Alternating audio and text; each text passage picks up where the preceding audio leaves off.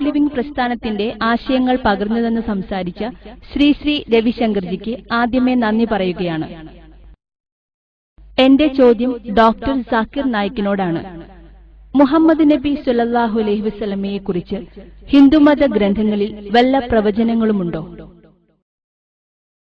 മുഹമ്മദ് നബി സല്ലല്ലാഹു അലൈഹി വസല്ലമയുടെ ആഗമനം ഹിന്ദുമത ഗ്രന്ഥങ്ങളിൽ പ്രവചിക്കപ്പെട്ടിട്ടുണ്ടോ എന്നാണ് സഹോദരി ഇവിടെ ചോദിച്ചിരിക്കുന്നത്. ഒരിക്കൽ കൂടി ഞാൻ ഈ പുസ്തകത്തിന്റെ സഹായം തേടുകയാണ്. തെറ്റിദ്ധരിക്കേണ്ടതില്ല, അബദ്ധങ്ങൾ ചൂണ്ടിക്കാണിക്കാനല്ല ഇത്തവണ ഞാൻ ശ്രമിക്കുന്നത്. പുസ്തകത്തിന്റെ 26-ാം പേജിൽ മുഹമ്മദ് നബിയെക്കുറിച്ചുള്ള പ്രവചനങ്ങൾ ഹൈന്ദവ ഗ്രന്ഥങ്ങളിൽ എന്നൊരു തലക്കെട്ട് തന്നെയുണ്ട്. ഭവിഷ്യപുരാണത്തിലെ 3-ാം പർവ്വത്തിലെ 3-ാം കാണ്ഡത്തിലെ 3-ാം അധ്യായത്തിലെ 5-6 ശ്ലോകങ്ങൾ റഫറൻസ് സഹിതം അദ്ദേഹം തെളിവായി ഉദ്ധരിച്ചിരിക്കുന്നു. ഈ ഉദ്ധരണി മാത്രമാണ് റഫറൻസ് സഹിതം പുസ്തകത്തിൽ ഇവ്വിഷയകമായി കൊടുത്തിട്ടുള്ളത്. അതാകട്ടെ തികച്ചും ആധികാരികവുമാണ്, പൂർണ്ണമായും ശരിയാണ്. അവിടെയുള്ള വിശദീകരണങ്ങൾ ഇതിൽ ഞാൻ അദ്ദേഹത്തോട് 100% യോജിക്കുന്നു. മുഹമ്മദ് നബിയെക്കുറിച്ച് വേദങ്ങളിൽ പ്രതിപാദിച്ചിട്ടുണ്ട്. മറ്റനേകം ശ്ലോകങ്ങളും അദ്ദേഹം തന്റെ പുസ്തകത്തിൽ എടുത്തു ചേർത്തിട്ടുണ്ട്. പക്ഷേ മുഹമ്മദ് നബി സല്ലല്ലാഹു അലൈഹി വസല്ലമയുടെ പ്രവചനങ്ങളെക്കുറിച്ച് പറയുന്ന ഉദ്ധരണി മാത്രമാണ് റഫറൻസ് സഹിതം പുസ്തകത്തിൽ ഇവ്വിഷയകമായി കൊടുത്തിട്ടുള്ളത്.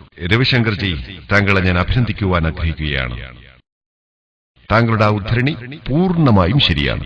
ഭവിഷ്യപുരാണത്തിലെ പ്രസ്തുത പ്രവചനം വിശദീകരിക്കുവാൻ ഞാൻ ആഗ്രഹിക്കുന്നു.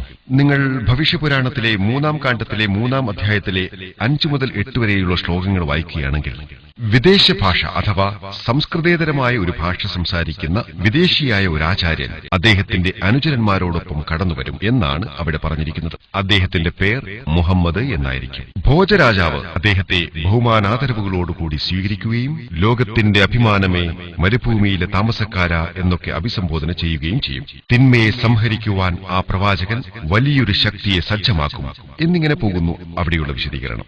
ഭവിഷ്യപുരാണത്തിൽ അതേ അധ്യായത്തിൽ തന്നെയുള്ള 10 മുതൽ 27 വരെയുള്ള ശ്ലോകങ്ങളിലും മുഹമ്മദ് നബിയെക്കുറിച്ച് പരാമർശിക്കുന്നുണ്ട്. ദൈവം തമ്പുരാൻ പറയുന്നതായി അവിടെ ഉദ്ധരിക്കപ്പെട്ടിട്ടുള്ളത് ഇങ്ങനെയാണ്: ഒരു ശത്രുവിനെ നാം ഇപ്പോൾ നശിപ്പിച്ചു, കൂടുതൽ ശക്തരായ ശത്രുക്കൾ നിങ്ങൾക്ക് നേരെ വരും. അവരെ നേർവഴിയിലേക്ക് തിരിച്ചു കൊണ്ടുവരുവാൻ മുഹമ്മദ് എന്നു പേരായ ഒരാളെ നാം നിയോഗിക്കും. രാജാ, നീ പിശാചുക്കളുടെ ഭൂമിയിലേക്ക് പോകേണ്ടതില്ല. നിന്നെ നാം നമ്മുടെ ദയാവായ്പ കൊണ്ട് തന്നെ ശുദ്ധീകരിക്കും. ആര്യധർമ്മം സംരക്ഷിക്കുവാൻ ബുദ്ധിപരമായ മികവുള്ള ആ വ്യക്തി വരികയും പരമേശ്വരനാണ് എന്നെ നിയോഗിച്ചതെന്ന് പറയുകയും ചെയ്യും.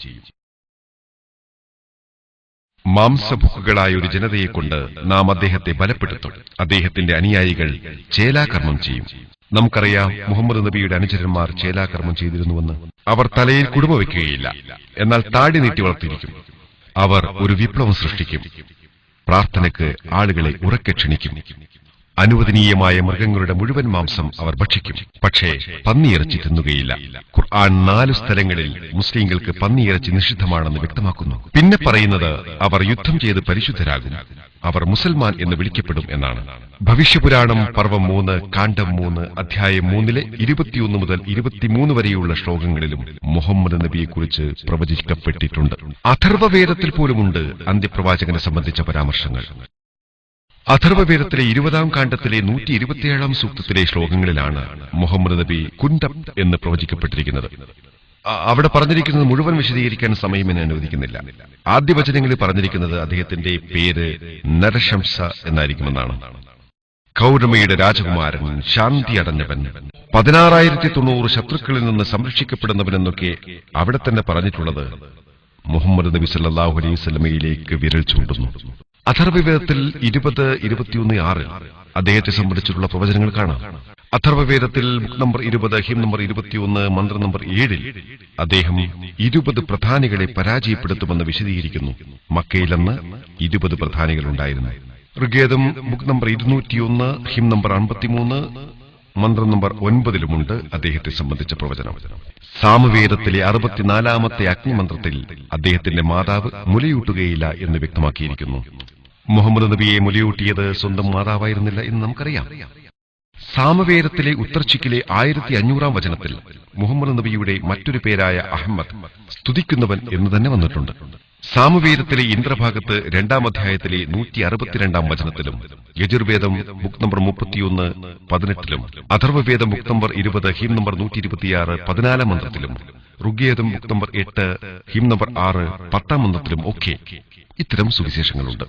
സാമവേദത്തിലെ ഇന്ദ്രഭാഗത്ത് 2-ാം അധ്യായത്തിലെ 152-ാം വചനത്തിലും, യജുർവേദം 31 18-ലും, Atharvaveda book number 20 hymn number 126 14-ാം മന്ത്രത്തിലും, Rigveda book number 8 hymn number 6 10-ാം മന്ത്രത്തിലും ഒക്കെ ഇത്തരം സുവിശേഷങ്ങളുണ്ട്.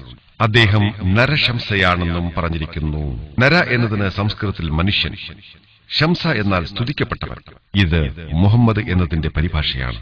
In Rigved book number 1 hymn number 13 verse number 3, in Rigved book number 1 hymn number 18 verse number 9, in Rigved book number 1 hymn number 106 verse number 4, in Rigved book number 1 hymn number 142 verse number 3, in Rigved book number 2 hymn number 3 verse number 2, in Rigved book number 5 hymn number 5 verse number 2, in Rigved book number 7 hymn number 2 verse number 2, in Yajurved chapter number 20 verse number 37, Yajurved chapter number 20 verse number 57, Yajurved chapter number 21 verse number 31, Yajurved chapter number 21 verse number 55, Yajurved chapter number 28 verse number 2, Yajurved chapter number 28 verse number 19, Yajurved chapter number 28 verse number 42. I can go on and go on.